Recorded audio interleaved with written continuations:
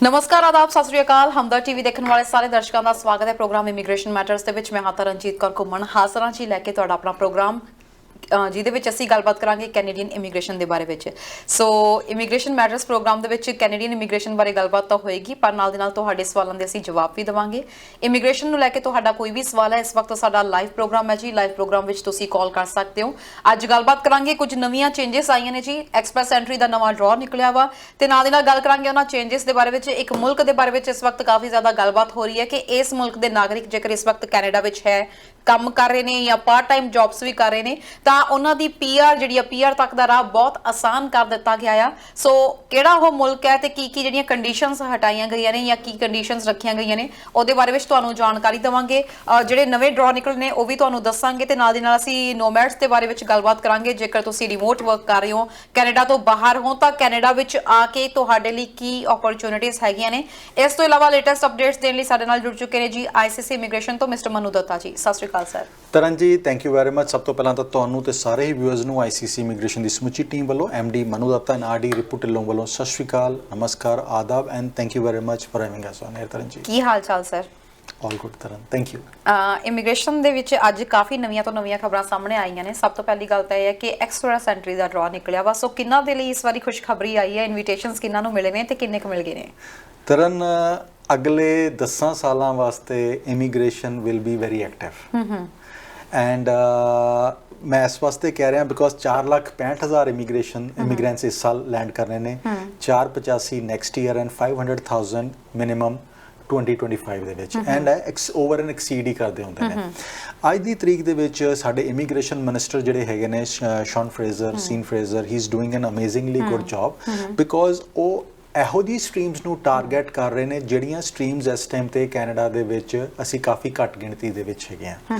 ਸੋ ਉਹਨਾਂ ਸਟਰੀਮਸ ਨੂੰ ਟਾਰਗੇਟ ਕੀਤਾ ਜਾ ਰਿਹਾ ਹੁਣ ਉਹਦੇ ਵਿੱਚ 5 ਤੇ ਉਹਨਾਂ ਨੇ ਸਟਰੀਮਸ ਆਇਡੈਂਟੀਫਾਈ ਕੀਤੀਆਂ ਹੋਈਆਂ ਹੈਲਥ ਸਰਵਿਸਿਜ਼ ਆਇਡੈਂਟੀਫਾਈ ਕੀਤੀਆਂ ਹੈਲਥ ਸਰਵਿਸਿਜ਼ ਦੇ ਉੱਤੇ ਪੂਰਾ ਫੋਕਸ ਹੈਗਾ ਆ ਸਟੈਮ ਦੇ ਉੱਤੇ ਫੋਕਸ ਹੈਗਾ science technology engineering and mathematics ਇੱਥੇ ਅਸੀਂ ਦੁਬਾਰਾ ਵੀ ਆਵਾਂਗੇ ਅੱਗੇ ਜਾ ਕੇ ਉਸ ਤੋਂ ਬਾਅਦ ਟਰਾਂਸਪੋਰਟੇਸ਼ਨ ਦੇ ਉੱਤੇ ਉਹਨਾਂ ਨੇ ਟਾਰਗੇਟ ਕੀਤਾ ਟ੍ਰੇਡਸ ਨੂੰ ਟਾਰਗੇਟ ਕੀਤਾ ਤੇ ਐਗਰੀਕਲਚਰ ਸੈਕਟਰ ਨੂੰ ਟਾਰਗੇਟ ਕੀਤਾ ਤੇ 6ਵੀਂ ਜਿਹੜੀ ਸਟਰੀਮ ਉਹਨਾਂ ਨੇ ਟਾਰਗੇਟ ਕੀਤੀ ਉਹ ਹੈਗੀ ਫ੍ਰੈਂਚ ਸਪੀਕਿੰਗ ਬਿਕॉज ਇਸ ਟਾਈਮ ਤੇ ਫ੍ਰੈਂਕੋਫੋਨ ਦੀ ਪੋਪੂਲੇਸ਼ਨ ਘਟਦੀ ਜਾਂਦੀ ਹੈਗੀ ਸਿਰਫ 2 ਪ੍ਰੋਵਿੰਸਸ ਰਹਿ ਗਏ ਨੇ ਜਿਹੜੇ ਫ੍ਰੈਂਕੋਫੋਨਸ ਨੂੰ ਰੀਅਲੀ ਪ੍ਰਮੋਟ ਕਰ ਰਹੇ ਨੇ ਇੱਕ ਤਾਂ ਕਿਊਬੈਕ ਹੋ ਗਿਆ ਦੂਸਰਾ ਨਿਊ ਬ੍ਰੰਸਵਿਕ ਹੈਗਾ ਬਾਕੀ ਅਕ੍ਰੋਸ ਕੈਨੇਡਾ ਫ੍ਰੈਂਕੋਫੋਨਸ ਦੀ ਇਵਨ ਓਨਟਾਰੀਓ ਦੇ ਵਿੱਚ ਫ੍ਰੈਂਕੋਫੋਨਸ ਦੀ ਪੋਪੂਲੇਸ਼ਨ ਘਟਦੀ ਜਾਂਦੀ ਪਈ ਸੋ ਉਹ ਫ੍ਰੈਂਕੋਫੋਨ ਦੀ ਪੋਪੂਲੇਸ਼ਨ ਨੂੰ ਟਾਰਗੇਟ ਕੀਤਾ ਜਾ ਰਿਹਾ ਸੋ ਉਹਦੇ ਵਾਸਤੇ 6ਵੀਂ ਸਟਰੀਮ ਉਹ ਹੈਗੀ ਜਿਹੜੇ ਫ੍ਰੈਂਚ ਬੋਲਦੇ ਨੇ ਸੋ ਅੱਜ ਵੀ ਜਿਹੜਾ ਡਰਾ ਆਊਟ ਹੋਇਆ ਤਰਨਜੀ 3800 ਇਨਵੀਟੇਸ਼ਨ ਦਿੱਤੇ ਗਏ ਨੇ ਐਂਡ ਕੈਨ ਯੂ ਇਮੇਜਿਨ 375 ਦੇ ਸਕੋਰ ਤੇ ਇਨਵੀਟੇਸ਼ਨ ਦਿੱਤੇ ਗਏ ਨੇ ਓਕੇ ਸੋ ਇਹ ਕਿੰਨਾਂ ਨੂੰ ਮਿਲੇ ਨੇ ਇਨਵੀਟੇਸ਼ਨਸ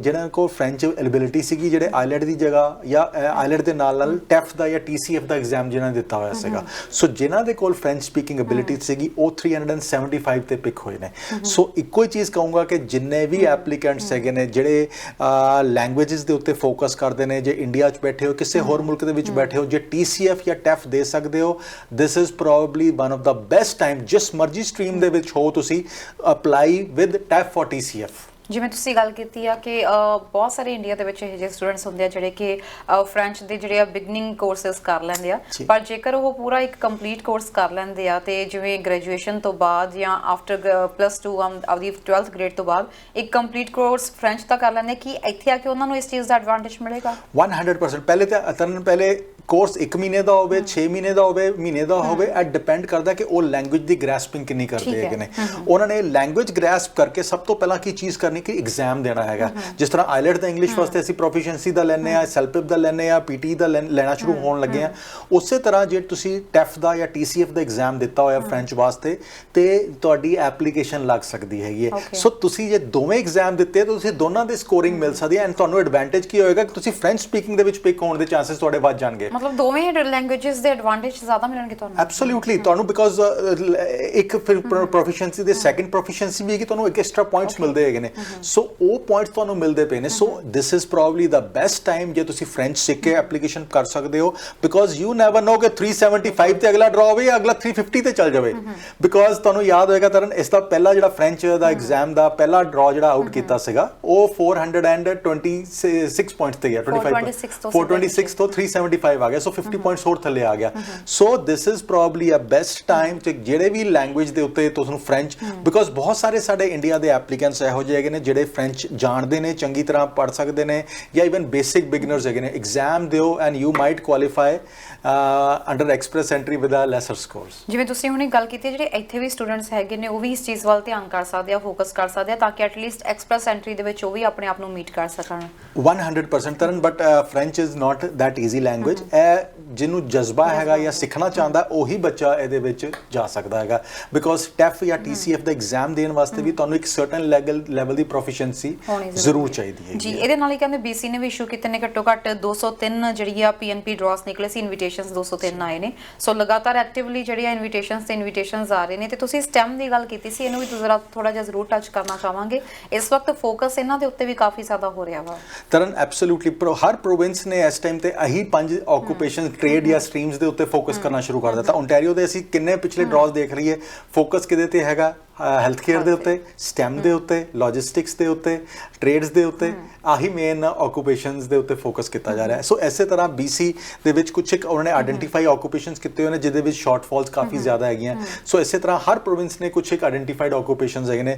ਸੋ provincial nomination and express entry ਦਾ ਕੰਬੀਨੇਸ਼ਨ ਜਿਹੜਾ ਇਸ ਟਾਈਮ ਤੇ ਚੱਲ ਰਿਹਾ, this will do wonders in coming times. Sir ਇਹਦੇ ਨਾਲ ਹੀ ਥੋੜਾ ਜਿਹਾ ਇਹਨਾਂ ਨੇ ਕਿਹਾ ਵਾ ਕਿ ਜਿਹੜੇ ਨੋਮੈਡਸ ਨੇ ਉਹਨਾਂ ਨੂੰ ਲੈ ਕੇ ਵੀ ਕਿਹਾ ਕਿ ਜੇ ਤੁਸੀਂ ਰਿਮੋਟਲੀ ਕੰਮ ਕਰ ਰਹੇ ਹੋ, ਕੈਨੇਡਾ ਵਿੱਚ ਆਓ, ਆਪਦਾ ਕੰਮ ਵੀ ਕੰਟੀਨਿਊ ਕਰੋ ਤੇ ਕੈਨੇਡਾ ਵਿੱਚ ਆਪਦੇ ਜੌਬ ਆਪਸ਼ਨਸ ਵੀ ਤੁਸੀਂ ਸਰਚ ਕਰ ਸਕਦੇ ਹੋ। ਤਰਨ ਕੋਲੀਜਨ ਕਾਨਫਰੰਸ ਦੇ ਵਿੱਚ ਇਮੀਗ੍ਰੇਸ਼ਨ ਮਿਨਿਸਟਰ ਨੇ 2 ਚੀਜ਼ਾਂ ਨੂੰ ਹਾਈਲਾਈਟ ਕੀਤਾ ਸੀਗਾ।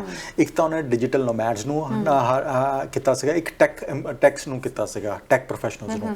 ਸੋ ਡਿਜੀਟਲ ਨੋਮੈਡਸ ਉਹ ਬੇਸਿਕਲੀ ਚਾਹੁੰਦੇ ਕੀ ਹੈਗੇ ਨੇ ਕਿ ਬਹੁਤ ਸਾਰੇ ਇਸ ਟਾਈਮ ਤੇ H1B ਵੀਜ਼ੇ ਦੇ ਉੱਤੇ 4 ਲੱਖ ਐਪਲੀਕੈਂਟਸ USA ਦੇ ਵਿੱਚ ਬੈਠਾ ਹੋਇਆ। ਉਹ 4 ਲੱਖ ਜਿਹੜੇ H1B ਤੇ ਬੈਠੇ ਹੋਏ ਨੇ, ਉਹਨਾਂ ਨੂੰ ਗ੍ਰੀਨ ਕਾਰਡ ਲੈਂਦਿਆਂ ਹੋਇਆ 8 ਤੋਂ 15 ਸਾਲ ਜਾਂ 18 ਸਾਲ ਵੀ ਲੱਗ ਸਕਦੇ ਨੇ। So getting a green card is not easy in US। So ਉਹ 4 ਲੱਖ ਦੇ ਵਿੱਚੋਂ ਇਮੀਗ੍ਰੇਸ਼ਨ ਮਿਨਿਸਟਰ ਨੇ ਵੈਰੀ ਸਮਾਰਟਲੀ ਹੀ ਟਾਰਗੇਟਡ ਕਿ ਅਸੀਂ ਇੱਕ ਪਾਇਲਟ ਸ਼ੁਰੂ ਕਰਦੇ ਹਾਂ, 10,000 ਐਪਲੀਕੈਂਟਸ ਨੂੰ ਪਿਕਅਪ ਕਰਾਂਗੇ ਤੇ 10,000 ਨੂੰ ਅਸੀਂ ਜਿਹੜੇ ਡਿਜੀਟਲ ਨੋਮੈਡਸ ਉਹ ਹੈਗੇ ਨੇ ਜਿਹੜੇ ਰਿਮੋਟਲੀ ਕੰਮ ਕਰ ਰਹੇ ਨੇ, ਜਿਹੜੇ ਆਪਣੇ ਆਫਿਸ ਨਹੀਂ ਜਾ ਰਹੇ, ਸੋ ਉਹਨਾਂ ਨੇ 10,000 ਐਪਲੀਕੈਂਟਸ ਨੂੰ ਵੀਜ਼ਾ ਦੇ ਦੇਣਾ ਕਿ ਤੁਸੀਂ ਕੈਨੇਡਾ ਚ ਆਓ, ਕੈਨੇਡਾ ਚ ਆ ਕੇ ਰਿਮੋਟਲੀ ਕੰਮ ਕਰੋ। 6 ਮਹੀਨੇ ਤੁਹਾਨੂੰ ਵੀਜ਼ਾ ਗ੍ਰਾਂਟ ਕਰ ਦਿੱਤਾ, 6 ਮਹੀਨੇ ਦੀ ਪਰਮਿਸ਼ਨ ਦੇ ਦਿੱਤੀ, 6 ਮਹੀਨੇ ਦੇ ਅੰਦਰ ਕੈਨੇਡਾ ਦੇ ਵਿੱਚ ਜੌਬ ਲੱਭ ਲਓ ਤੇ ਇੱਥੇ ਆ ਕੇ ਅਸੀਂ PR ਜਾਂ PNP ਦੇ ਵਿੱਚ ਜਾਂ ਐਕਸਪ੍ਰੈਸ ਐਂਟਰੀ ਦੇ ਵਿੱਚ PR ਵਾਸਤੇ ਕੁਆਲੀਫਾਈ ਹੋ ਜਾਓ। ਹੁਣ ਜਿਹੜਾ ਬੰਦਾ ਜਿਹਨੂੰ ਪਤਾ US ਦੇ ਵਿੱਚ ਮੈਨੂੰ ਸਟੇਟਸ ਪਿਛਲੇ 7 ਸਾਲਾਂ ਤੋਂ 8 ਸਾਲਾਂ ਤੋਂ 10 ਸਾਲਾਂ ਤੋਂ ਨਹੀਂ ਮਿਲਿਆ, ਐਂਡ ਅਗਲੇ 6 ਸਾਲ 8 ਸਾਲ ਹੋਰ ਵੀ ਨਹੀਂ ਮਿਲਣਾ, ਤੇ ਉਹਦੇ ਵਾਸਤੇ ਤੇ ਇਟ ਇਜ਼ ਅ ਬੂਨ। ਸੋ 4 ਲੱਖ ਦੇ ਵਿੱਚੋਂ ਸਿਰਫ 10,000 ਐਪਲੀਕੈਂਟਸ ਪਾਇਲਟ ਆ ਤੇ ਪਹਿਲੇ ਦਿਨ ਹੀ ਪੂਰੀਆਂ ਹੋ ਜਾਣੀਆਂ ਹੈਗੀਆਂ। ਸੋ 16 ਜੁਲਾਈ ਤੋਂ ਅਸੀਂ ਐਪਲੀਕੇਸ਼ਨਸ ਦੀ ਪੂਰੀ ਡਿਟੇਲਸ ਆਣਗੀਆਂ, ਐਪਲੀਕੇਸ਼ਨਸ ਐਕਸੈਪਟ ਹੋਣੀਆਂ ਸ਼ੁਰੂ ਹੋਣਗੀਆਂ। ਇਸੇ ਤਰ੍ਹਾਂ ਟੈਕ ਜਿਹੜੇ ਟੈਕ ਨਾਲ ਰਿਲੇਟਡ ਹੈਗੇ ਨੇ, ਸੌਫਟਵੇਅਰ ਨਾਲ, IT ਨਾਲ, ਤੁਸੀਂ ਹੁਣ ਦੇਖੋ ਜਿਹੜੇ ਟ੍ਰੇਡ ਦੇ ਜਿਹੜੇ ਆਪਣੇ STEM ਦੇ ਡਰਾਜ਼ ਵੀ ਹੈਗੇ ਨੇ, ਉਹਦੇ ਵਿੱਚ ਵੀ data scientist, data analyst, software IT engineer, software engineer, software developers, ਉਹ ਸਾਰਿਆਂ ਨੂੰ ਫੋਕਸ ਕੀਤਾ ਜਾ ਰਿਹਾ STEM ਦੇ ਵਿੱਚ ਵੀ। ਸੋ ਉਹ ਸਾਰੇ ਪਰਮਾਨੈਂਟ ਰੈਜ਼ੀਡੈਂਸੀ ਵਾਸਤੇ ਇਸ ਟਾਈਮ ਗਵਰਨਮੈਂਟ ਜਿਹੜਾ ਸਟੈਪ ਲੈ ਰਹੀ ਨਾ ਤਰਨ ਜੀ, ਆ ਜਿਹੜੇ ਸਟਰੀਮਸ ਨੂੰ ਲੈ ਕੇ ਇਹਦੀ ਜਿਹੜੀਆਂ ਬੈਨੀਫਿਟਸ ਕੈਨੇਡਾ ਨੂੰ ਮਿਲਣਗੀਆਂ ਉਹ ਇਮੀਡੀਏਟਲੀ ਨਹੀਂ ਮਿਲਣਗੀਆਂ। ਅੱਜ ਤੋਂ 5 ਸਾਲਾਂ ਬਾਅਦ ਵੀ ਵਿਲ ਹੈਵ ਅੱਜ ਤਾਂ ਡਾਕਟਰ ਨਹੀਂ ਮਿਲਦਾ, ਤੁਸੀਂ ਦੇਖੋ ਕਿ ਰਿਮੋਟ ਦੇ ਵਿੱਚ ਨਰਸਿਸ ਹੈਗੀਆਂ ਜਿਹੜੀਆਂ ਸਰਵਿਸਿਜ਼ ਪ੍ਰੋਵਾਈਡ ਕਰ ਰਹੀਆਂ ਡਾਕਟਰਸ ਵਾਲੀਆਂ। ਸੋ ਬਹੁਤ ਸਾਰੇ ਹੈਲਥ ਕੇਅਰ ਪ੍ਰੋਫੈਸ਼ਨਲਸ ਅਟਰੈਕਟ ਹੋਣਗੇ, ਬਹੁਤ ਸਾਰੇ ਪ੍ਰੋਫੈਸ਼ਨਲਸ IT ਵਾਲੇ ਅਟਰੈਕਟ ਹੋਣਗੇ, ਆਰਕੀਟੈਕਟਸ ਅਟਰੈਕਟ ਹੋਣਗੇ, ਸਿਵਲ ਇੰਜੀਨੀਅਰਸ ਅਟਰੈਕਟ ਹੋਣਗੇ। ਸੋ ਉਹਨਾਂ ਵਾਸਤੇ ਸਹੂਲਤਾਂ ਦਿੱਤੀਆਂ ਜਾ ਰਹੀਆਂ ਤਾਂ ਕਿ ਉਹ ਇੱਥੇ ਆ ਕੇ ਸੈਟਲ ਡਾਊਨ ਹੋਣ। ਇਸ ਵਕਤ ਅੱਜ ਵੀ ਜਦੋਂ ਕੈਨੇਡਾ ਵਿੱਚ ਰੇਟ ਆਫ ਇੰਟਰਸਟ ਵਧਾਇਆ ਗਿਆ ਤਾਂ ਉਸ ਟਾਈਮ ਇਹ ਕਿਹਾ ਜਾ ਰਿਹਾ ਸੀ ਕਿ 60,000 ਨਿਊ ਜੌਬਸ ਜਿਹੜੀਆਂ ਨੇ ਉਹ ਬਣਾਈਆਂ ਗਈਆਂ ਨੇ, ਪਰ ਇਸ ਵਕਤ ਸਟੂਡੈਂਟਸ ਦੀ ਗੱਲ ਕੀਤੀ ਜਾਵੇ ਤਾਂ ਜੌਬ ਆਪਸ਼ਨਸ ਉਹਨਾਂ ਦੇ ਲਈ ਕਾਫੀ ਜ਼ਿਆਦਾ ਘੱਟ ਰਹੇ ਨੇ। ਜੇਕਰ ਦੂਜੀ ਪ੍ਰੋਵਿੰਸ ਵਿੱਚ ਵੀ ਸ਼ਿਫਟ ਹੋ ਰਹੇ ਨੇ, ਤੁਹਾਨੂੰ ਕੀ ਲੱਗ ਰਿਹਾ ਇਸ ਵਕਤ ਕਿੱਥੇ ਕੁ ਜ਼ਿਆਦਾ ਬੈਟਰ ਆਪਸ਼ਨਸ ਮਿਲ ਸਕਦੇ ਨੇ ਉਹਨਾਂ ਨੂੰ ਤਾਂ ਕਿ ਐਟਲੀਸਟ ਚਾਹੇ PNP ਲਈ ਚਾਹੇ RNIP ਲਈ ਐਲੀਜੀਬਲ ਹੋ ਸਕਣ ਕਿਤੇ ਵੀ? ਤਰਨ ਅੱਜ ਦੀ ਤਰੀਕ ਦੇ ਵਿੱਚ ਬਹੁਤ ਸਾਰਾ ਬੱਚਾ ਜਾ ਕੇ Nova Scotia, New Brunswick, Prince Edward, Newfoundland ਦੀਆਂ ਮੇਜਰ ਸਿਟੀਜ਼ ਦੇ ਵਿੱਚ ਬੈਠਾ ਹੋਇਆ। ਐਂਡ ਅੱਜ ਦੀ ਤਰੀਕ ਦੇ ਵਿੱਚ ਪਹਿਲੇ ਉੱਥੇ ਇੱਕ ਜੌਬ ਵਾਸਤੇ 10 ਜੌਬਾਂ ਵਾਸਤੇ ਇੱਕ ਵੀ ਐਪਲੀਕੈਂਟ ਨਹੀਂ ਹੁੰਦਾ ਸੀਗਾ। ਅੱਜ ਦੀ ਤਰੀਕ ਦੇ ਵਿੱਚ ਇੱਕ ਜੌਬ ਵਾਸਤੇ 5 ਐਪਲੀਕੈਂਟਸ ਪਹੁੰਚੇ ਹੋਏ ਨੇ। ਸੋ ਉੱਥੇ ਵੀ ਕੰਪੀਟੀਸ਼ਨ ਆਣਾ ਸ਼ੁਰੂ ਹੋ ਗਿਆ। ਸੋ ਮੈਂ ਇੱਕੋ ਚੀਜ਼ ਕਹੂੰਗਾ, ਜੇ ਤੁਸੀਂ ਪੋਸਟ ਗ੍ਰੈਡ ਵਰਕ ਪਰਮਿਟ ਦੇ ਉੱਤੇ ਹੈਗੇ ਹੋ, ਆਪਣੇ ਦੋਸਤਾਂ ਨਾਲ, ਆਪਣੇ ਕੋਲੀਗਸ ਨਾਲ, ਆਪਣੇ ਫਰੈਂਡਸ ਨਾਲ ਗੱਲ ਕਰੋ, ਆਪਣੇ ਰਿਸ਼ਤੇਦਾਰਾਂ ਨਾਲ ਗੱਲ ਕਰੋ ਕਿ ਉਹ ਕਿਹੜੀ ਪ੍ਰੋਵਿੰਸ ਦੇ ਵਿੱਚ ਤੁਹਾਡੇ ਫਰੈਂਡਸ ਤੁਹਾਨੂੰ ਕਿੱਥੇ ਜੌਬ ਦੇ ਵਿੱਚ ਹੈਲਪ ਕਰਦੇ ਨੇ। ਜਿਹੜੇ ਤੁਹਾਡੇ ਫਰੈਂਡਸ ਪਹਿਲੇ ਹੀ ਨੋਵਾ ਸਕੋਸ਼ੀਆ ਦੇ, ਉਹ ਦੇ can be a good reference to you. So ਤੁਹਾਨੂੰ ਰਾਈਟ ਅਵੇ ਉੱਥੇ ਸਟਰਗਲ ਕਰਨੀ ਨਹੀਂ ਪਏਗੀ, ਤੁਸੀਂ ਉਹਨਾਂ ਦੇ ਰੈਫਰੈਂਸ ਦੇ ਨਾਲ ਜੌਬ ਰਾਈਟ ਅਵੇ ਜੁਆਇਨ ਕਰ ਸਕਦੇ ਹੋ। ਸੋ ਜੇ ਤੁਹਾਨੂੰ ਕਿੱਥੇ ਵੀ ਰੈਫਰੈਂਸ ਮਿਲਦਾ ਅਕ੍ਰੋਸ ਕੈਨੇਡਾ, ਅਸੀਂ ਕੈਨੇਡਾ ਦੇ ਵਿੱਚ ਸਿਫਾਰਿਸ਼ ਨਹੀਂ ਕਹਿੰਦੇ, ਅਸੀਂ ਕਹਿੰਦੇ ਰੈਫਰੈਂਸ। ਸੋ ਜੇ ਕਿਸੇ ਨੂੰ ਵੀ ਰੈਫਰੈਂਸ ਮਿਲਦਾ ਹੈ, that is a very very good thing. ਤੁਸੀਂ ਆਰਾਮ ਨਾਲ PR ਵਾਸਤੇ PNP ਦੀ ਆਪਸ਼ਨਸ ਦੇ ਵਿੱਚ ਕੁਆਲੀਫਾਈ ਹੋ ਜਾਓਗੇ ਜੌਬ ਕਰਨ ਤੋਂ ਬਾਅਦ। ਐਂਡ ਕੁਝ ਜੌਬਸ ਦੇ ਵਿੱਚ ਤੁਸੀਂ 6 ਮਹੀਨੇ ਬਾਅਦ ਕੁਆਲੀਫਾਈ ਹੋ ਸਕਦੇ ਹੋ, ਕੁਝ ਦੇ ਵਿੱਚ 1 ਸਾਲ ਬਾਅਦ ਕੁਆਲੀਫਾਈ ਹੋ ਸਕਦੇ ਹੋ। ਤਰਨ ਜੀ, ਜਦੋਂ ਇੰਟਰਸਟ ਰੇਟ ਵੱਧਦਾ ਹੈਗਾ ਤੇ ਜੌਬਸ ਤੇ ਡੈਫੀਨੇਟਲੀ ਵੱਧਦੀਆਂ ਹੈਗੀਆਂ, ਬਟ ਉਹਦੀਆਂ ਰੈਪਰਕਸ਼ਨ ਵੀ ਬਿਜ਼ਨੈਸਿਸ ਨੂੰ ਕਈ ਦੇਖਣੀਆਂ ਪੈਂਦੀਆਂ ਹੈਗੀਆਂ, ਰਾਈਟ? ਬਿਕੋਜ਼ ਜੇ ਜੌਬਸ ਵਧੀਆਂ ਹੈਗੀਆਂ ਕਿਸੇ ਫੀਲਡ ਦੇ ਵਿੱਚ, ਕਿਸੇ ਸੈਕਟਰ ਦੇ ਵਿੱਚ, ਤੇ ਜੌਬਸ 10 ਸੈਕਟਰ ਦੇ ਵਿੱਚ ਘਟੀਆਂ ਵੀ ਹੈਗੀਆਂ। ਇਸ ਟਾਈਮ ਤੇ ਟਰੱਕਿੰਗ ਦਾ ਜਿਹੜਾ ਅਸੀਂ, ਟਰੱਕਿੰਗ ਇੱਕ ਨਾ ਬੜਾ ਵੱਡਾ ਇੰਡੀਕੇਟਰ ਹੈਗਾ ਤਰਨ ਜੀ, ਬਿਕੋਜ਼ ਟਰੱਕਿੰਗ ਦੀਆਂ ਜੌਬਸ ਤੋਂ ਸਾਨੂੰ ਪਤਾ ਚੱਲ ਜਾਂਦਾ ਹੈ ਕਿ ਜੇ ਟਰੱਕਿੰਗ ਦੀਆਂ ਜੌਬਸ ਬੜੀਆਂ ਸਟਰੋਂਗ ਜਾ ਰਹੀਆਂ ਤੇ that means economy is doing super duper at this moment. ਜਦੋਂ ਟਰੱਕਿੰਗ ਦੀਆਂ ਜੌਬਸ ਘਟਦੀਆਂ ਹੈਗੀਆਂ, ਉਹਦੇ ਨਾਲ ਉਹ ਇੰਡੀਕੇਟਰ ਮਿਲ ਜਾਂਦਾ ਹੈ ਕਿ ਜੇ ਟਰੱਕਿੰਗ ਘਟ ਰਹੀ ਹੈ ਤੇ ਇਕੋਨਮੀ ਸਲੋ ਹੋ ਰਹੀ ਹੈਗੀ। ਸੋ ਇਸ ਟਾਈਮ ਟਰੱਕਿੰਗ ਦੀਆਂ ਜੌਬਸ GTA ਦੇ ਵਿੱਚ ਰਿਲੇਟਿਵਲੀ ਸਲੋ ਹੋਈਆਂ ਹੋਈਆਂ, ਐਂਡ ਇਹੀ ਜਿਹੜਾ ਸਿਨੈਰੀਓ ਹੈਗਾ ਐਟਲਾਂਟਿਕਸ ਦੇ ਵਿੱਚ ਵੀ ਨਜ਼ਰ ਆ ਰਿਹਾ ਹੈਗਾ। ਸੋ ਇਹ ਇੰਡੀਕੇਟਰਸ ਹੈਗੇ ਨੇ ਜਿਹੜਾ ਆਉਣ ਵਾਲੇ ਸਮੇਂ ਨੂੰ ਪ੍ਰਿਡਿਕਟ ਕਰਦੇ ਹੈਗੇ ਨੇ। ਸੋ ਆਉਣ ਵਾਲਾ ਸਮੇਂ ਕਿੰਨਾ ਸਟਰੋਂਗ ਹੋਏਗਾ, ਇਕੋਨਮੀ ਕਿੰਨੀ ਸਟਰੋਂਗ ਹੋਏਗੀ, at time will tell. But ਅੱਜ ਦੀ ਤਰੀਕ ਦੇ ਵਿੱਚ ਜਿਹੜੇ ਇੰਡੀਕੇਟਰਸ ਹੈਗੇ ਨੇ ਉਹ ਦੱਸ ਰਹੇ ਨੇ ਕਿ ਗਵਰਨਮੈਂਟ ਜਾਣ ਕੇ ਇਸ ਟਾਈਮ ਰਿਸੈਸ਼ਨ ਨੂੰ ਇੰਡਿਊਸ ਕਰਨ ਦੇ ਚੱਕਰਾਂ ਦੇ ਵਿੱਚ ਹੈਗੀ ਹੈ। ਜੀ ਸਰ, ਇਹਦੇ ਨਾਲ ਹੀ ਕਹਿ ਰਹੇ ਨੇ ਕੁਝ ਅਜਿਹੀ ਵੀ ਕੰਟਰੀ ਦੇ ਬਾਰੇ ਵਿੱਚ ਇਸ ਵਕਤ ਕਾਫੀ ਗੱਲਾਂ ਹੋ ਰਹੀਆਂ ਨੇ ਜਿੱਥੋਂ ਕਿ ਜੇਕਰ ਤੁਸੀਂ ਆ ਰਹੇ ਹੋ ਤਾਂ ਤੁਹਾਨੂੰ ਆਸਾਨੀ ਨਾਲ PR ਜਿਹੜੀ ਆ ਮਿਲ ਸਕਦੀ ਹੈ ਤੇ ਥੋੜੇ ਜਿਹੇ ਬੈਰੀਅਰਸ ਜਿਹੜੇ ਉਹ ਘਟਾਏ ਗਏ ਨੇ। ਬਿਲਕੁਲ ਤਰਨ ਜੀ, ਦੇਖੋ ਫਰਾਂਸ ਜਿਹੜੇ ਫ੍ਰੈਂਚ ਸਪੀਕਿੰਗ ਹੈਗੇ ਉਹਨਾਂ ਵਾਸਤੇ ਬੈਰੀਅਰਸ ਘਟੇ ਹੈਗੇ ਨੇ। ਸੋ ਜਿਹੜੇ ਵੀ ਫ੍ਰੈਂਚ ਸਪੀਕਿੰਗ ਸਟੂਡੈਂਟਸ ਹੈਗੇ ਨੇ, ਵਰਕਰਸ ਹੈਗੇ ਨੇ ਜਾਂ ਇਮੀਗ੍ਰੈਂਟਸ ਹੈਗੇ ਨੇ, ਉਹਨਾਂ ਵਾਸਤੇ ਬੈਰੀਅਰਸ ਘਟੇ ਨੇ। 375 ਤੇ ਪੇ ਹੋ ਰਹੀ ਹੈ ਤੇ ਉਸ ਤੋਂ ਅੱਛੀ ਚੀਜ਼ ਕੀ ਹੁੰਦੀ ਹੈ। ਉਸ ਤੋਂ ਬਾਅਦ ਹੋਰ ਕੰਟਰੀਜ਼ ਐਡ ਕੀਤੀਆਂ ਗਈਆਂ ਜਿਹੜੀਆਂ ਵਿਦਆਊਟ ਔਨ ETA ਟਰੈਵਲ ਕਰ ਸਕਣਗੇ। ਫਿਲੀਪੀਨਸ ਜਿਹਦੇ ਵਿੱਚ ਸਭ ਤੋਂ ਇੰਪੋਰਟੈਂਟ ਸੀ, Thailand in another, so Argentina is another. So ਚੀਜ਼ਾਂ ਕੰਟਰੀਜ਼ ਐਡ ਕੀਤੀਆਂ ਗਈਆਂ। ਸੋ ਗਵਰਨਮੈਂਟ ਇਸ ਟਾਈਮ ਕਾਫੀ ਸਾਰੀਆਂ ਰਿਫਾਰਮਸ ਲਿਆਉਣ ਦੀ ਕੋਸ਼ਿਸ਼ ਕਰ ਰਹੀ ਹੈਗੀ ਹੈ। ਹਾਂਗਕਾਂਗ ਵਾਲਿਆਂ ਦੇ ਉੱਤੇ ਵੀ ਇਸ ਵਕਤ ਗਵਰਨਮੈਂਟ ਮਿਹਰਬਾਨ ਹੋਈ ਹੈ, ਕਹਿੰਦੇ ਉਹਨਾਂ ਨੂੰ ਵੀ ਈਜ਼ੀ ਜਿਹੜਾ ਪਾਥਵੇ ਪ੍ਰੋਵਾਈਡ ਕਰਵਾਇਆ ਜਾ ਰਿਹਾ PR ਦਾ। ਤਰਨ, ਤੁਹਾਨੂੰ ਯਾਦ ਹੋਏਗਾ ਹਾਂਗਕਾਂਗ ਦੇ ਵਿੱਚ 2021 ਦੇ ਵਿੱਚ ਕਾਫੀ ਐਟਰੋਸਿਟੀਜ਼ ਹੋ ਰਹੀਆਂ ਸੀਗੀਆਂ, ਕਾਫੀ ਪ੍ਰੋਟੈਸਟ ਚੱਲ ਰਹੇ ਸੀਗੇ ਤੇ ਗਵਰਨਮੈਂਟ ਜਿਹੜੀ ਚਾਈਨੀਜ਼ ਗਵਰਨਮੈਂਟ ਸੀਗੀ ਉਹਦੇ ਅਗੇਂਸਟ ਪ੍ਰੋਟੈਸਟ ਕਾਫੀ ਜ਼ਿਆਦਾ ਹੋ ਰਹੇ ਸੀਗੇ।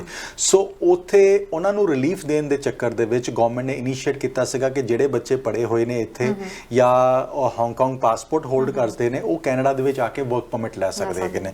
ਸੋ ਉਹ ਐਪਲੀਕੈਂਟਸ 2021 ਤੋਂ ਆਣੇ ਸ਼ੁਰੂ ਹੋਏ। ਉਹ ਪਾਇਲਟ ਹਾਲੇ ਵੀ ਚੱਲ ਰਿਹਾ। ਉਹ 1 ਜੂਨ 2021 ਤੇ ਸ਼ੁਰੂ ਹੋਇਆ ਸੀਗਾ। ਇਹ 31 ਅਗਸਤ 2026 ਤੱਕ ਇਹ ਪਾਇਲਟ ਹਾਲੇ ਵੀ ਚੱਲ ਰਿਹਾ ਹੈਗਾ। ਸੋ ਤਕਰੀਬਨ 3500 ਇਮੀਗ੍ਰੈਂਟ, 3500 ਐਪਲੀਕੈਂਟਸ ਨੇ ਇਸ ਪ੍ਰੋਗਰਾਮ ਦਾ ਫਾਇਦਾ ਲਿੱਤਾ ਹੈਗਾ। 35,000 ਐਪਲੀਕੈਂਟਸ ਨੇ ਫਾਇਦਾ ਲਿੱਤਾ। ਸੋ ਹਾਲੇ ਇਹ ਨਹੀਂ ਹੈਗਾ ਕਿ ਇਹ ਖਤਮ ਹੋ ਗਿਆ, ਹਾਲੇ ਪ੍ਰੋਗਰਾਮ ਅੱਜ ਚੱਲ ਰਿਹਾ ਹੈਗਾ। ਸੋ ਹੁਣ ਅਗਲੇ ਨੈਕਸਟ ਸਟੈਪ, ਪਹਿਲਾਂ ਤਾਂ ਵਰਕ ਪਰਮਿਟ ਤਾਂ ਦੇ ਦਿੱਤਾ ਉਹਨਾਂ ਨੂੰ, ਹੁਣ ਅੱਗੇ ਉਹਨਾਂ ਨੂੰ PR ਵਾਸਤੇ ਸਹੂਲਤਾਂ ਦਿੱਤੀਆਂ ਜਾ ਰਹੀਆਂ ਤਾਂ ਕਿ ਉਹ ਆਪਣੀ ਪਰਮਾਨੈਂਟ ਰੈਜ਼ੀਡੈਂਸੀ ਵੀ ਲੈ ਸਕਣ। ਸੋ ਉਸ ਪਰਮਾਨੈਂਟ ਰੈਜ਼ੀਡੈਂਸੀ ਦੇ ਵਿੱਚ ਜਿਨ੍ਹਾਂ ਨੇ ਪਿਛਲੇ 3 ਸਾਲਾਂ ਦੇ ਵਿੱਚ 1 ਸਾਲ ਵੀ ਕੰਮ ਕੀਤਾ ਹੈਗਾ, ਮਤਲਬ 1560 ਘੰਟੇ ਪਿਛਲੇ 3 ਸਾਲਾਂ 'ਚ ਵੀ ਕੈਨੇਡਾ ਦੇ ਵਿੱਚ ਕੰਮ ਕੀਤਾ ਐਮਪਲੋਇਰ ਦੇ ਨਾਲ, ABCD ਕਿਹੜੀ ਵੀ ਨੌਕ ਦੀ ਜੌਬ ਹੈਗੀ ਹੈ, OAB 1 2 3 ਓਕੇ। ਸੋ ਜਿਹੜੇ ਵੀ ਨੌਕ ਦੇ ਵਿੱਚ ਜੌਬ 1 ਸਾਲ ਕਰ ਲਈ, ਤੁਸੀਂ PR ਦੀ ਐਪਲੀਕੇਸ਼ਨ ਆਪਣੀ ਪੁੱਟ ਅਪ ਕਰ ਸਕਦੇ। ਸੋ ਆਹ ਸਹੂਲਤਾਂ ਦਿੱਤੀਆਂ ਜਾ ਰਹੀਆਂ, ਚਾਹੇ ਉਹ ਫੁੱਲ ਟਾਈਮ ਹੈ ਚਾਹੇ ਉਹ ਪਾਰਟ ਟਾਈਮ ਹੈ, ਕੋਈ ਐਬਸੋਲੂਟਲੀ, ਚਾਹੇ ਉਹ ਫੁੱਲ ਟਾਈਮ ਹੈ। ਹੁਣ ਹਲੇ ਇਹ ਖਤਮ ਨਹੀਂ ਹੋਈ।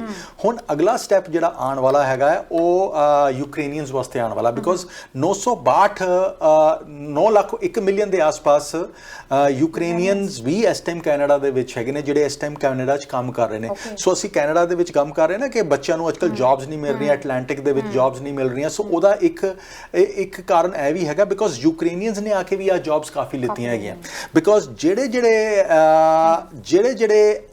ਐਮਪਲੋਇਰ ਨੇ ਆਪਣੀ ਜੌਬਸ ਐਡਵਰਟਾਈਜ਼ ਕੀਤੀਆਂ ਗਈਆਂ ਹੋਈਆਂ ਸੀਗੀਆਂ, ਉਸ ਪ੍ਰੋਵਿੰਸ ਵੱਲੋਂ ਉਸ ਜੌਬ ਐਮਪਲੋਇਰ ਨੂੰ ਕਾਲ ਕੀਤੀਆਂ ਗਈਆਂ। ਉੱਥੇ ਜਿਹੜੇ ਸੈਟਲਮੈਂਟ ਵਰਕਰਸ ਹੈਗੇ ਨੇ ਉਹ ਐਮਪਲੋਇਰਸ ਨੂੰ ਜਾ ਕੇ ਮਿਲੇ ਹੈਗੇ ਨੇ, ਉਹਨਾਂ ਨੂੰ ਕਿਹਾ ਹੈਗਾ ਕਿ ਤੁਹਾਡੇ ਕੋਲ ਜੌਬ ਓਪਨਿੰਗਸ ਹੈਗੀਆਂ, you have to have 4 or 5 or 2 Ukrainians working for you. So Ukrainians ਬੜੀ ਫਸਟ ਕਲਾਸ ਤਰੀਕੇ ਨਾਲ ਉੱਥੇ ਕੰਮ ਕਰ ਰਹੇ ਨੇ। ਸੋ ਆ ਵੀ ਇੱਕ ਰੀਜ਼ਨ ਹੈਗਾ ਕਿ ਪਿਛਲੇ 1 ਸਾਲ ਦੇ ਵਿੱਚ ਅਸੀਂ 1 ਮਿਲੀਅਨ ਦੇ ਆਸ-ਪਾਸ ਤਾਂ ਯੂਕਰੇਨੀਅਨਸ ਵੀ ਅਬਜ਼ੌਰਬ ਕੀਤਾ ਹੈਗਾ ਕੈਨੇਡਾ ਦੇ ਵਿੱਚ। ਸੋ ਉਹਦੇ ਕਰਕੇ ਕਰਕੇ ਵੀ ਆਹ ਚੀਜ਼ਾਂ ਨਜ਼ਰ ਆ ਰਹੀਆਂ ਹੈਗੀਆਂ। ਸੋ ਅਗਲਾ ਸਟੈਪ ਹੁਣ ਯੂਕਰੇਨੀਅਨਸ ਵਾਸਤੇ ਆਉਣ ਵਾਲਾ ਤਰਨ ਜੀ, ਕਿ ਉਹਨਾਂ ਵਾਸਤੇ ਵੀ ਪਰਮਾਨੈਂਟ ਰੈਜ਼ੀਡੈਂਸੀ ਦਾ ਇੱਕ ਨਵਾਂ ਪ੍ਰੋਗਰਾਮ ਆ ਰਿਹਾ, ਫਿਰ ਅਫਗਾਨਸ ਵਾਸਤੇ ਆ ਰਿਹਾ ਹੈਗਾ। ਸੋ ਬਹੁਤ ਸਾਰੀਆਂ ਚੀਜ਼ਾਂ ਜਿਹੜੀ ਕੈਨੇਡਾ ਨੇ ਜਿਸ ਕੰਟਰੀ ਦੇ ਨੂੰ ਹੈਲਪ ਕੀਤੀ ਹੈਗੀ ਹੈ ਉਹਨਾਂ ਦੇ ਰਿਫਿਊਜੀਜ਼ ਨੂੰ ਸੈਟਲ ਕਰਨ ਵਾਸਤੇ, ਵਲਨਰੇਬਲ ਪੀਪਲ ਨੂੰ ਸੈਟਲ ਕਰਨ ਵਾਸਤੇ, ਉਹਨਾਂ ਸਾਰਿਆਂ ਵਾਸਤੇ ਅੱਗੇ ਆਉਣ ਵਾਲੇ ਸਮੇਂ ਦੇ ਵਿੱਚ ਕੁਛ ਨਾ ਕੁਛ ਤੁਸੀਂ ਮਹੀਨਿਆਂ ਦੇ ਵਿੱਚ ਦੇਖੋਗੇ। ਸੋ ਇੰਟਰਨੈਸ਼ਨਲ ਸਟੂਡੈਂਟਸ ਲਈ ਵੀ ਕੁਝ ਆਏਗਾ ਜਾਂ ਸਿਰਫ 75 ਡਰਾ ਵਾਲਾ ਬਸ, ਉਸ ਤੋਂ ਬਾਅਦ ਕੁਝ ਨਹੀਂ ਆ ਰਿਹਾ? ਤਰਨ ਜੀ ਮੈਂ ਇੱਕੋ ਹੀ ਚੀਜ਼ ਕਹੂੰਗਾ ਇੰਟਰਨੈਸ਼ਨਲ ਸਟੂਡੈਂਟ ਨੂੰ ਕਿ GTA ਦਾ ਮੋਹ ਛੱਡ ਦਿਓ ਐਂਡ ਬਾਹਰ ਮੂਵ ਹੋ ਜਾਓ। ਐਂਡ ਈਵਨ ਓਨਟਾਰੀਓ ਦੇ ਵਿੱਚ ਬਹੁਤ ਸਾਰੀ ਸਿਟੀਜ਼ ਹੈਗੇ ਨੇ ਜਿਹੜਾ EMPLOYER ਤੁਹਾਨੂੰ LMIS ਦੇਣ ਵਾਸਤੇ ਤਿਆਰ ਬੈਠੇ ਨੇ, RNIP ਦੇ ਵਿੱਚ ਹੈਲਪ ਕਰਨ ਵਾਸਤੇ ਤਿਆਰ ਹੈਗੇ ਨੇ। Only thing is you have to take an initiative. GTA ਦਾ ਥੋੜਾ ਜਿਹਾ ਮੋਹ ਛੱਡ ਦਿਓ ਕਿ GTA ਦੀ ਰੋਟੀ ਉਹਦੇ ਨਾਲੋਂ ਕੋਈ ਚੰਗੀ ਨਹੀਂ ਹੈਗੀ, ਸਵਾਦ ਨਹੀਂ ਹੈਗੀ।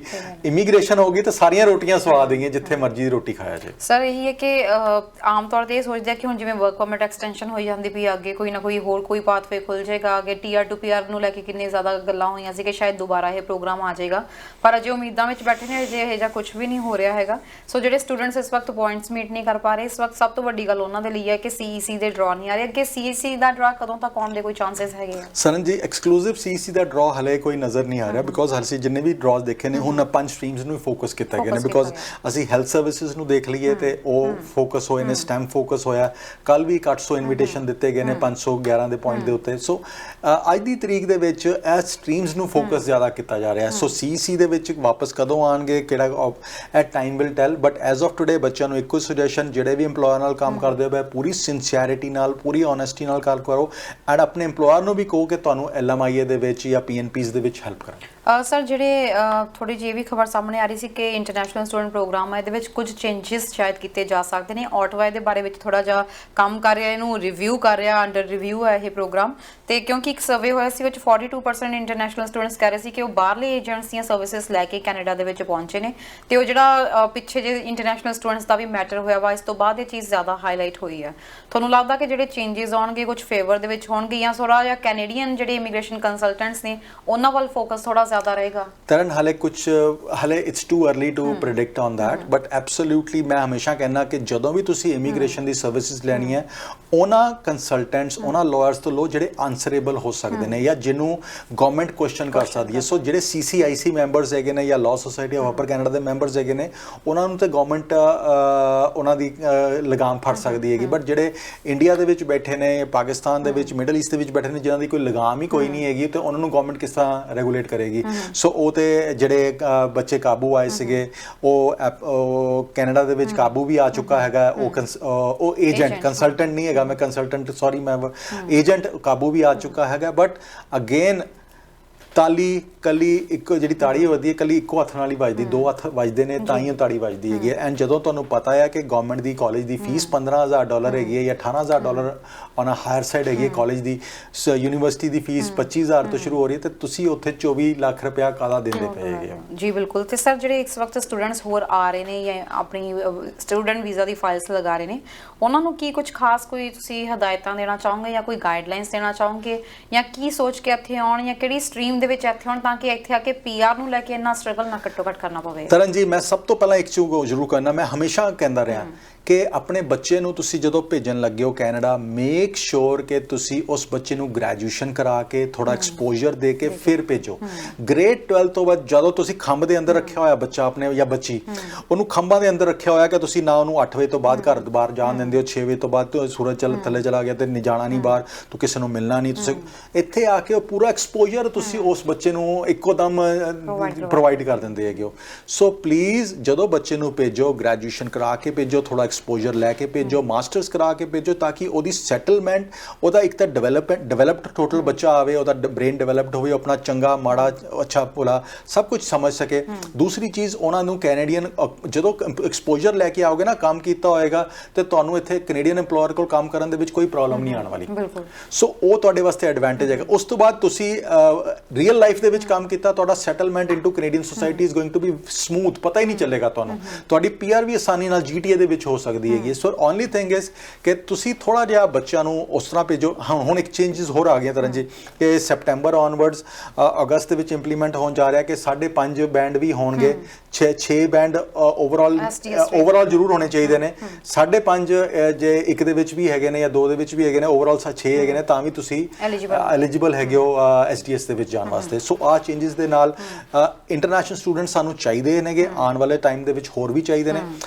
ਇੱਕ ਚੀਜ਼ ਹੋਰ ਤਰਨ ਜੀ, ਜੇ ਕੋਈ ਵੀ ਵਿਜ਼ਿਟ ਵੀਜ਼ਾ ਦੇ ਵਿੱਚ ਕੈਨੇਡਾ ਆਇਆ ਹੋਇਆ ਆਈਲੈਟ ਦੇ ਵਿੱਚ ਬਹੁਤ ਸਟਰੋਂਗ ਬੈਂਡ ਨਹੀਂ ਲੈ ਸਕਦਾ ਸੀਗਾ, ਜੇ ਮੈਰਿਡ ਹੈਗੇ ਨੇ ਉਹਨਾਂ ਵਾਸਤੇ ਵੀ ਇਸ ਟਾਈਮ ਆਈਸੀਸੀ ਇਮੀਗ੍ਰੇਸ਼ਨ ਕੋਈ ਓਪਰਚੁਨਿਟੀ ਹੈਗੀ ਹੈ, ਇੱਕ ਵਾਰੀ ਆ ਕੇ ਜ਼ਰੂਰ ਡਿਸਕਸ ਆਪਾਂ ਓਪਰਚੁਨਿਟੀ ਦੇ ਬਾਰੇ ਗੱਲ ਕਰਾਂਗੇ। ਦਰਸ਼ਕ ਸਾਡੇ ਨਾਲ ਜੁੜ ਗਏ ਨੇ। ਸਤਿ ਸ਼੍ਰੀ ਅਕਾਲ ਜੀ, ਕਿੱਥੋਂ ਬੋਲ ਰਹੇ ਹੋ, ਕੀ ਸਵਾਲ ਹੈ? ਸਤਿ ਸ਼੍ਰੀ ਅਕਾਲ ਜੀ, ਅਸੀਂ ਨਵਿੰਦਰ ਤੋਂ ਬੋਲ ਰਹੇ ਹਾਂ। ਹਾਂਜੀ, ਅਸੀਂ ਨੈਣੀ ਦੀ ਫਾਈਲ ਆਈ ਸੀ 22 ਚ ਤੇ ਉਹਦਾ ਪਤਾ ਕਰਨਾ ਸੀ ਵੀ ਕੀ ਪ੍ਰੋਸੈਸ ਚੱਲ ਰਿਹਾ 2022 ਦੇ ਵਿੱਚ। ਜੀ ਸਰ ਕੁਝ ਪੁੱਛੋ। ਹਾਂਜੀ, ਜਨਵਰੀ। ਠੀਕ ਹੈ ਜੀ, ਤੁਸੀਂ ਟੀਵੀ ਸਕਰੀਨ ਤੇ ਆਨਸਰ ਸੁਣ ਸਕਦੇ ਹੋ। ਥੈਂਕ ਯੂ ਸੋ ਮਚ, ਤੁਸੀਂ ਪ੍ਰੋਗਰਾਮ 'ਚ ਕਾਲ ਕੀਤੀ ਹੈ।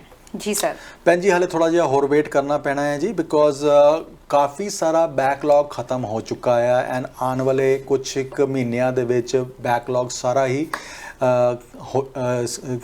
ਬਿਲਕੁਲ ਟਰੈਕ ਤੇ ਆ ਜਾਏਗਾ। ਸੋ ਥੋੜਾ ਜਿਹਾ ਹੋਰ ਵੇਟ ਆ, ਹਾਲੇ 21 ਦੀਆਂ ਫਾਈਲਾਂ ਪ੍ਰੋਸੈਸ ਹੋ ਰਹੀਆਂ ਜੀ, 20 ਦੀਆਂ ਵੀ ਹੋ ਰਹੀਆਂ। ਤੁਸੀਂ ਗੱਲ ਕਰ ਰਹੇ ਸੀਗੇ ਕਿ ਕੁਝ ਓਪਰਚੁਨਿਟੀਆਂ ਨੇ, ਖਾਸ ਤੌਰ ਤੇ ਜਿਹੜੇ ਵਿਜ਼ਟਰ ਵੀਜ਼ਾ ਤੋਂ ਇੱਥੇ ਵਰਕ ਪਰਮਿਟ ਦੇ ਵਿੱਚ ਆਉਣਾ ਚਾਹੁੰਦੇ ਨੇ। ਤਰਨ ਗੱਲ ਕਰਾਂਗੇ ਸਰ ਇਹਦੇ ਬਾਰੇ। Next caller. ਸਤਿ ਸ਼੍ਰੀ ਅਕਾਲ ਜੀ, ਕਿੱਥੋਂ ਬੋਲ ਰਹੇ ਹੋ, ਕੀ ਸਵਾਲ ਹੈ? ਹਾਂਜੀ ਸਤਿ ਸ਼੍ਰੀ ਅਕਾਲ ਜੀ, ਫੋਨ ਨੰਬਰ 007, ਕਿੱਥੋਂ ਬੋਲ ਰਹੇ ਹੋ, ਕੀ ਸਵਾਲ ਹੈ? ਫੋਨ ਨੰਬਰ 60076007, ਕਿੱਥੋਂ ਬੋਲ ਰਹੇ ਹੋ ਜੀ, ਕੀ ਸਵਾਲ ਹੈ?